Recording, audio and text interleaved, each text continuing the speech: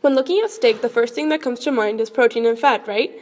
But there's so much more. Water, for instance, takes up 73% of the steak's contents, along with cholesterol, vitamins, sodium, potassium, and even calcium. Usually calcium is associated with milk and/or dairy products, but a good source of it comes from your meats.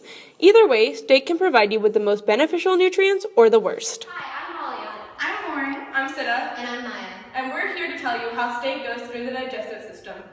The steak begins its journey through the digestive system in the mouth, also known as the oral cavity. Inside the mouth are organs that aid in the digestion of food: the tongue, teeth, and salivary glands. Teeth chops the steak into small pieces which are moistened by the saliva produced by the salivary glands. The tongue then pushes the food down into the pharynx, which is an area in the throat where food and air passages cross. Go. The steak then travels down the esophagus, which is like a stretchy pipe. It moves food from the back of the throat to the stomach. When you get ready to swallow, a special flap called the epiglottis flops down over the opening of the windpipe to make sure that the food enters the esophagus. Once food is entered the esophagus, it doesn't drop right into your stomach. Muscles in the walls of your esophagus move the food down to your stomach through paralysis. The stomach is a mixer, churning and mashing together all small balls of food. It does this with the help of strong muscles in the walls of the stomach and gastric juices. Gastric juices don't just help with breaking down food, they also kill bacteria as well.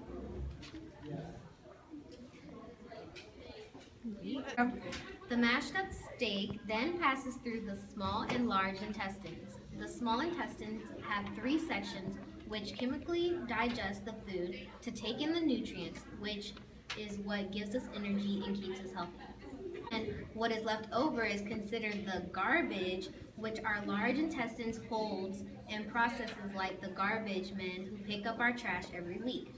Although from this trash, water can be found, which is then taken out for our bodies to use before the waste is dumped. When the partially digested steak enters the small intestine, your gallbladder releases bile to further break down fat, and your pancreas releases proteases to further reduce the amino acid chains. The purpose of the pancreas is to produce a juice containing several enzymes that break down carbohydrates, fats, and proteins in food. The pancreas delivers digestive juices to the small intestines through small tubes called ducts.